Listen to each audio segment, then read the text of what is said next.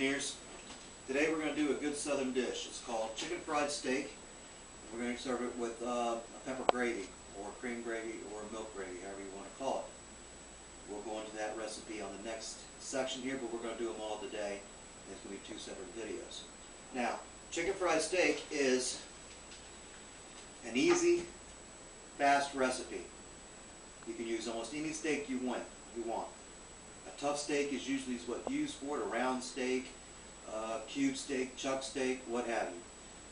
They sell cube steak in the grocery stores, and what it is, it's a steak that's been tenderized and run through a grinder real quick, lightly, and it's already been taken care of on the tenderizing part.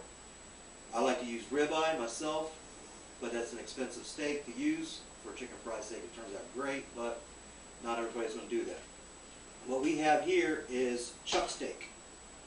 So chuck steak is usually a tough steak, depending on how you cook it, and we're going to use this one here. Now, personally, I'll marinate my steaks overnight or for a couple hours. This one here, I use just a simple mixture of Worcestershire sauce, water, and some meat tenderizer. That's it. Stick it in a Ziploc bag, seal it up without any air in it, put it in the refrigerator for a few hours. When you're ready to cook it, you're good to go. You don't have to do that. That's just a preference of mine. Now, this is the cube steak. I mean the chuck steak, I'm sorry.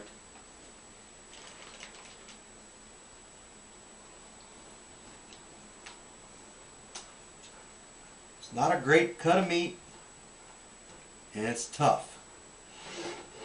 Alright, what we're going to do is we're going to section these out to where this is in half.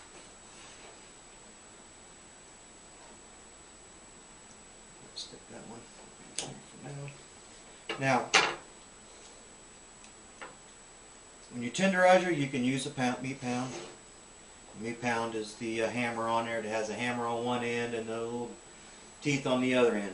Personally, I'd rather use my meat cleaver. I'm just sadistic, so that's how it goes. Just tenderize it.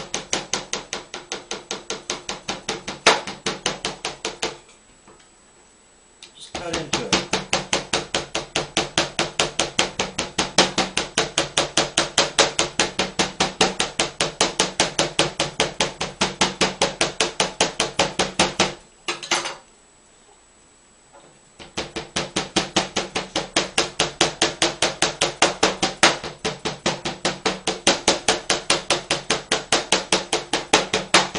Going to cut into the meat.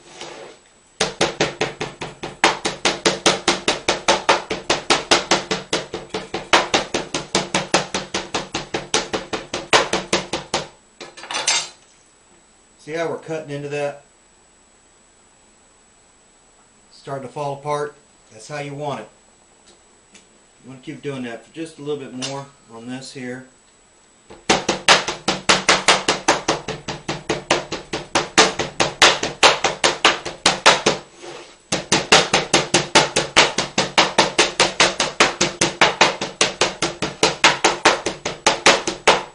I like using a knife or meat cleaver to do this instead of the hammer because it's quicker, easier, and believe it or not, a lot less messy.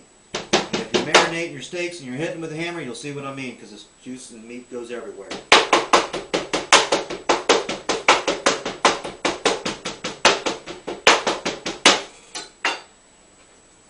Alright, so this is how it's going to look.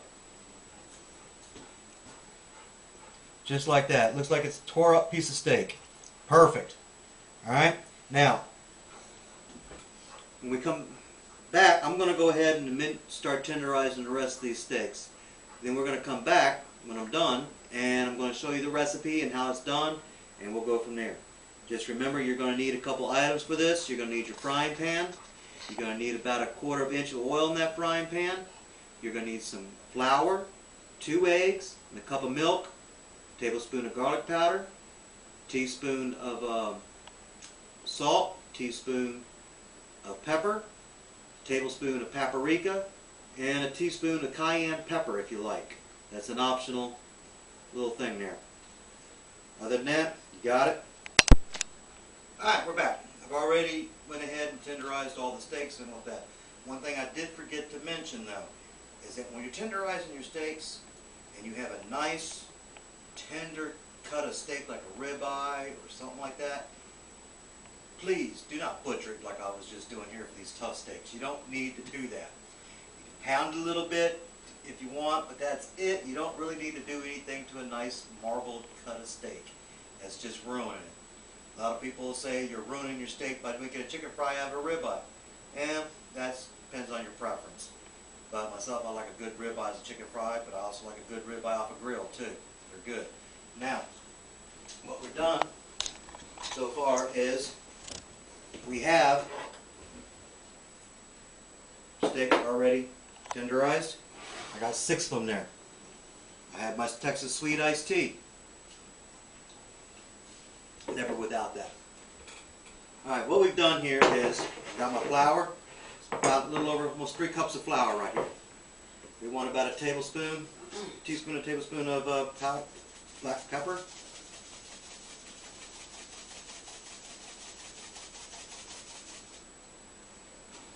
I pretty much know what my measurements are. Good tablespoon of garlic powder. Me, I like a little extra. Love garlic around here. Garlic's good for you too. Good tablespoon of paprika.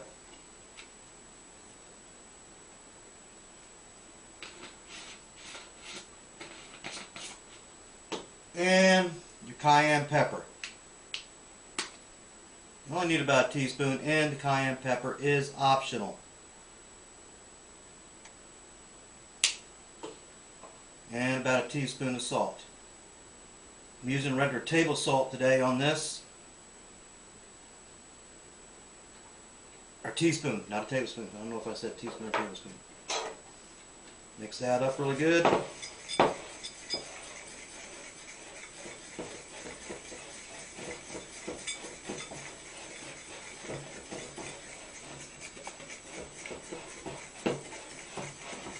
Now a lot of you may notice I'm using a whisk for my flour.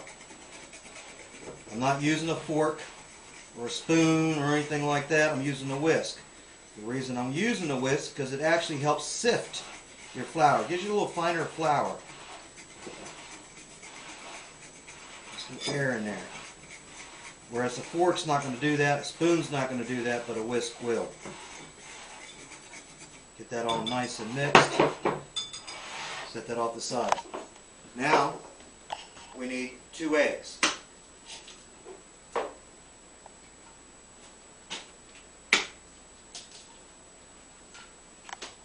And for those of you who made the comment last week about me and cracking these eggs and actually throwing them into a pan, I am making my 2 points every time.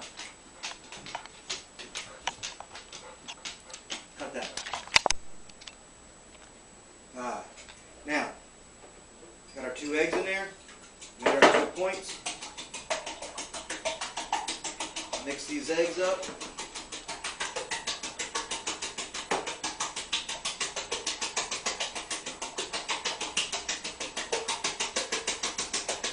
Alright, we've got the eggs all done. We're going to put 1 cup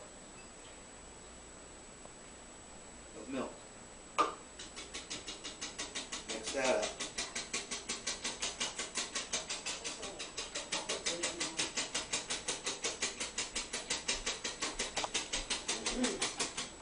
There we go. Now, my cameraman will hand me a plate since I forgot to get one ready. Alzheimer's a bitch.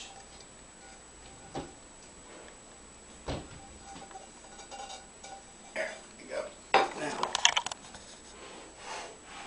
what you're going to do is you're going to take your steak. It's already been tenderized.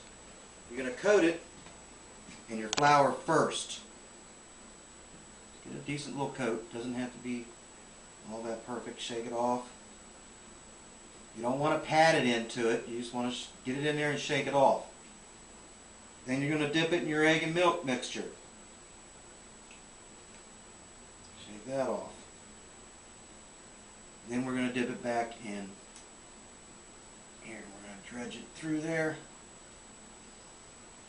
Pat it into it.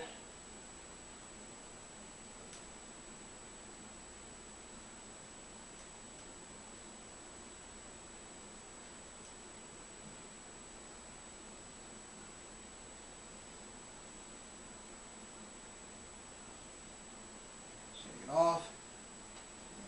And there's that one. I'm going to go ahead and get these rest of these done. And when I come back, we're going to start frying them up. Alright, we're ready to go. I've already got them all coated and floured up and ready to go. Now we're going to fry them. I have about a quarter inch of oil in a frying pan. Oil is about 300 degrees. We're going to do a quick fry on these. You only want to fry them until they're about golden brown.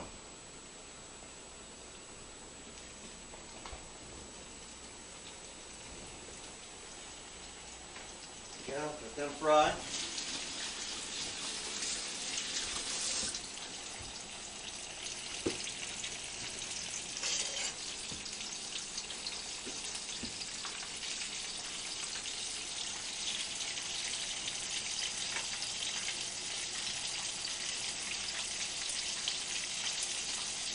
You got to remember, it's steak, so you don't have to cook it forever. All right.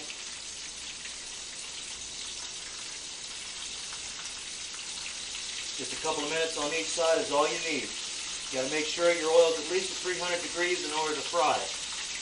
In other words, you're going to have soggy chicken fried steak, and you don't want that.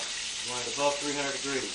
You also got to remember also that when you put your meat or any kind of food into a frying oil, your temperature is going to come down a little bit.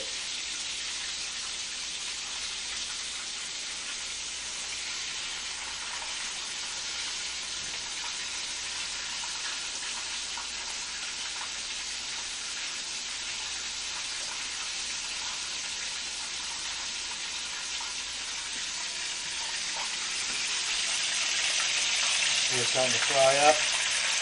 Nice little color on there.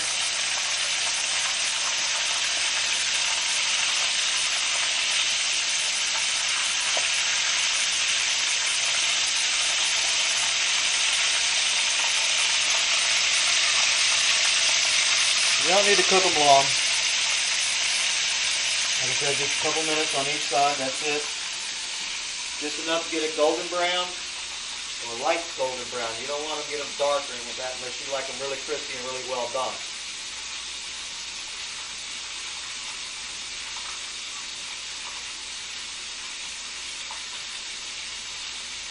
One good thing about these though is that like fried chicken, you can eat them the next day and they're still great the next day. You can put these in the oven to keep them warm. Put them in the oven about 200 degrees, preheated at 200. And you can keep them warm in the oven while you're making the rest, or while you're making the rest of your dinner. And they'll be fine.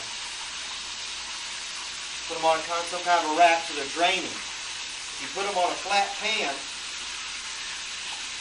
they're going to get soggy.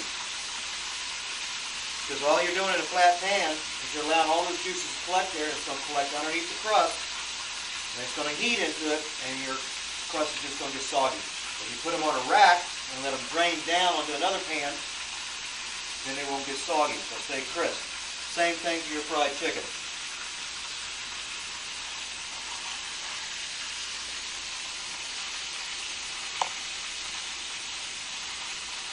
Remember what I said about oil getting cooler when you put something in it. If you notice, the first side cooked pretty quick. But the second side is taking a little bit longer. The first side cooked a little bit quicker because the oil was a lot hotter. When we put the meat in here, it cooled it down. So when we turned it over, the oil was below 300. So now it's got to heat back up in order to get your temperature back up and get your coating on there. And we're still cooking.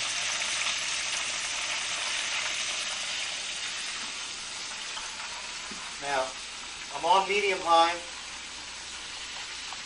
Don't put it on high. You're cooking with oil.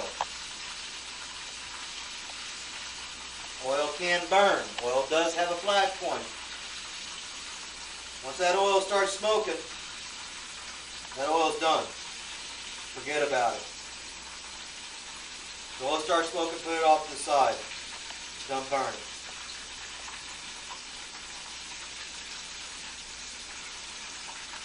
Once that oil starts smoking, it's going to get close to that flash point, and it's going to catch on fire, and you got a kitchen fire.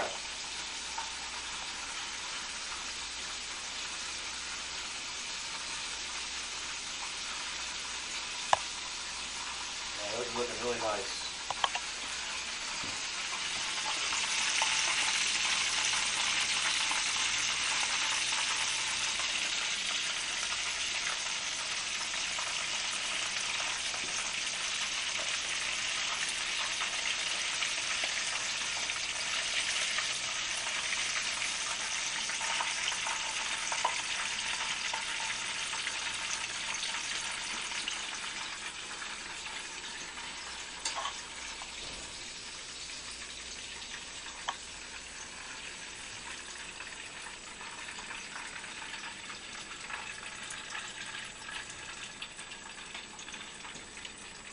Those cooking in there. There's some nice color on them. Put the rest in there.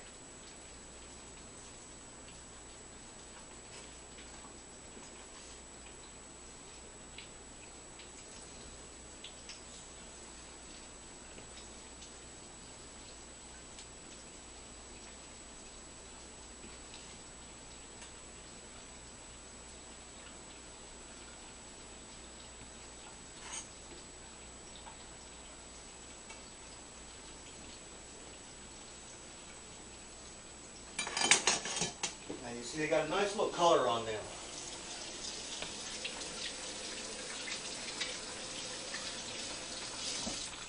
Now, what we're going to do, let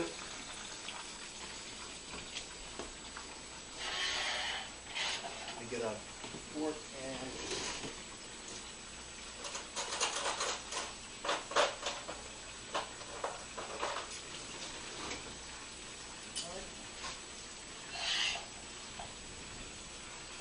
taste test.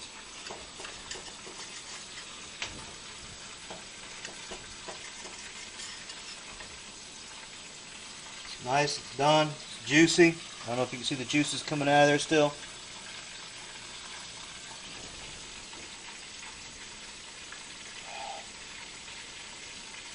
Hot.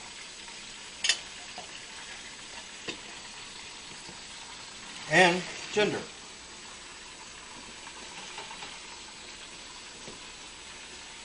Now what we're going to do is, I'm going to make all this, and that's going to pretty much end this video for this part. But on the next section here, we're going to make some cream gravy. Now, this meal here is, chicken fried steak is great with mashed potatoes or french fries, peppered cream gravy, pour it over it, some jalapenos, and a vegetable like corn, or like corn on the cob, or green beans, something like that. Fried okra, even better. When we come back on the next video, we're going to show you how to make the cream gravy. And we're going to pretty much put both these recipes up at the same time, so you got them both the idea of how to get it done. Alright? Got it? Alright, Dungeoneers. Now we're going to do cream gravy. It's cream gravy, pepper gravy, milk gravy, however you want to call it. There's 3 basic ingredients. You got milk, flour, butter. That's it. You can put a little pepper in there and a little bit of salt. That's all. Now, if the cameraman come over here, we got 1 cup of butter.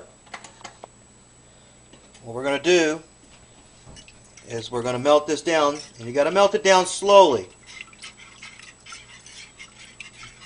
You don't want your butter to burn or anything else. Now we're going to do this in real time. We're not going to pause the video or anything like that. You got to keep constant watch on this Okay, I've melted the butter down. I'm going to move it over. Off the heat. I'm going to put about a teaspoon or so of salt.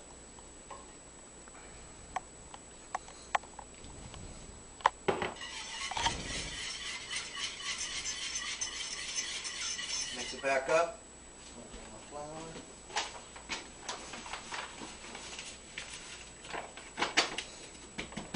Alright.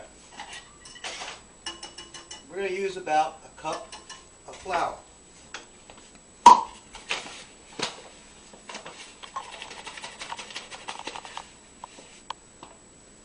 Now, remember, once you start this, don't stop. This is something you cannot start, get distracted, and go someplace else and do something or worry about something else on the stove or the kids or like that. Once you start this gravy, you must complete it to the end. Do not stop, because if you do, you're going to burn it. It's going to taste nasty. You're going to start all over again. All right, and it's just a waste. All right, we've melted the butter. We've got it on medium, high, about medium heat. Now, we're going to make a roux. What I'm going to do is I'm going to slowly add the flour into the butter. Mix that up. See that paste? That's what we're looking for right there, is that paste.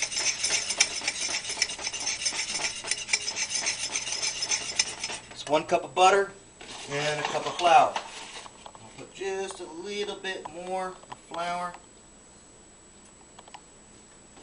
Not much. Get it in there.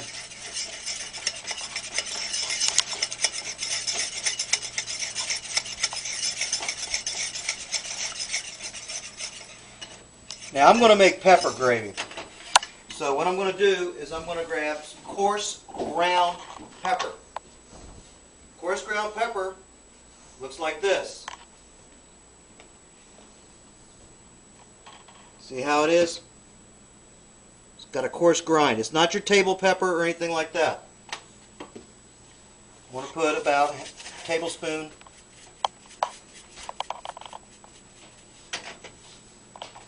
of coarse grind pepper in there. I'm going to mix that up. You can do this during this part, or you can wait until you got the gravy done if you change your mind. This is an optional part.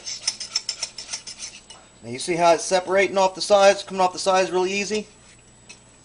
Looks like a dough almost. That's what we're looking for. Now, we're going to need about 2 cups of milk.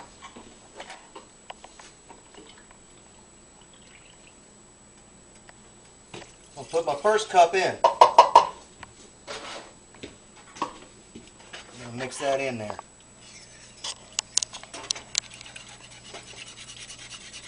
Once you put your milk in,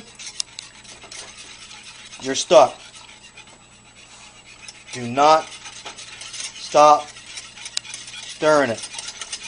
Use a whisk. It works a lot better, a lot quicker.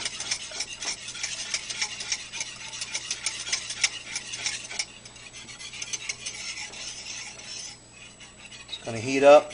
It's going to take a little bit.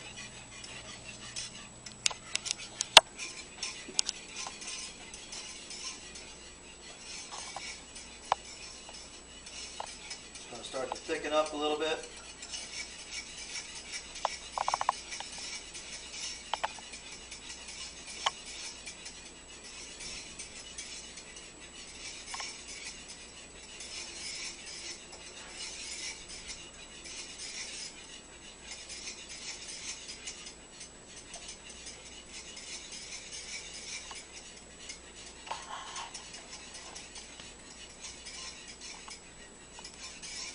If you stop stirring it, you leave it alone, it's going to clump up and it's going to burn. You don't want to do that. Now, taking it off the heat, that way we can get it a little bit better. I'm going to put a little bit more milk in it, about a half a cup.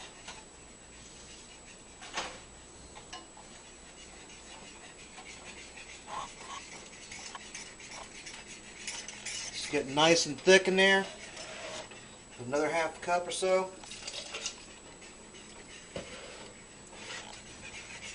You should only need about 2 cups of milk, 3 at the very most.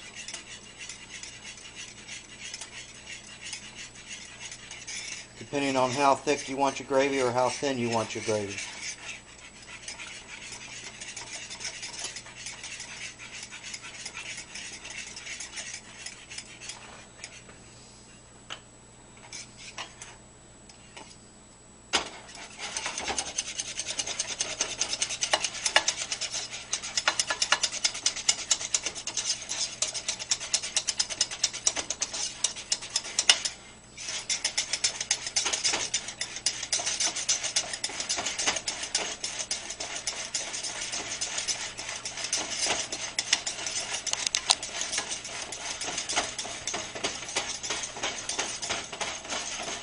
Alright, you see we've got a pretty thick gravy here. I'm turning it off. Now it's gotten pretty thick. Like I said, 2 to 3 cups. Now we're at 3 cups.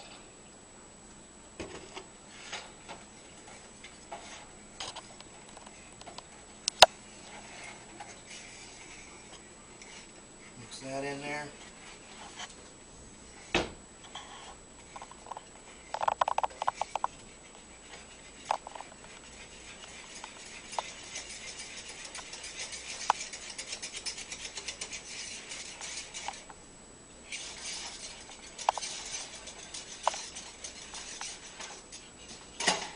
There's our gravy. Got a nice little gravy. It's got little peaks on there. We've got it off the heat now. Once you got the gravy mixed and you got it off the heat, and you see how it's getting these peaks in here? When you're stirring it, it gets a little peak and it starts to slowly settle back down. That's perfect consistency. Now, once you got it that way, and you got it off the heat, stir it up a little bit. We're going to put about 1/8 of a cup of milk more. 1/8 of a cup of milk more after you've already got it done.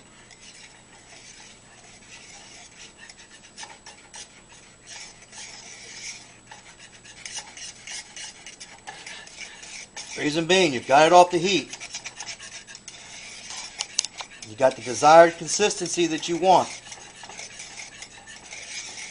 It's going to start to thicken now you've got it off the heat. So you're going to add about a cup, 1/8 of a cup of milk more, and you'll be just right. Now, personally, I think I need a little bit more pepper.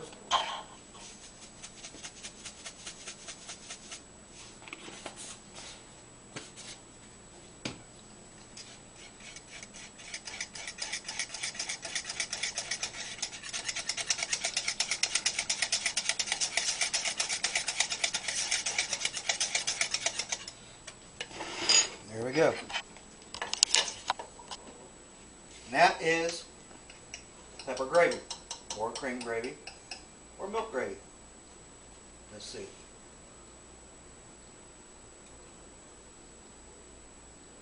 Perfect. It's one of your easiest gravies. You make your own little roux with your butter. It's 1 cup of butter. Slowly melt it. A cup of flour. Make up your paste. Teaspoon of salt. Once you got that all mixed up and ready to go, start putting your milk.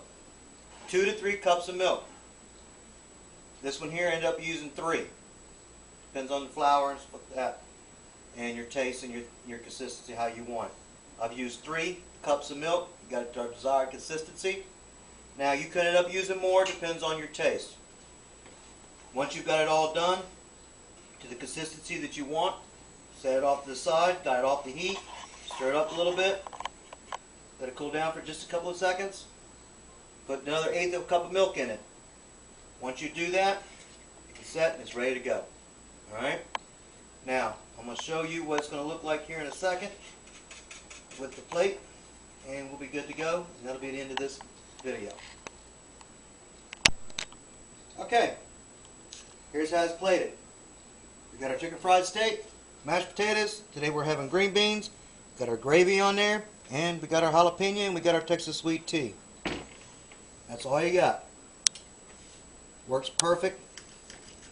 It's cheap. It's easy. Can't beat it. Good jalapeno.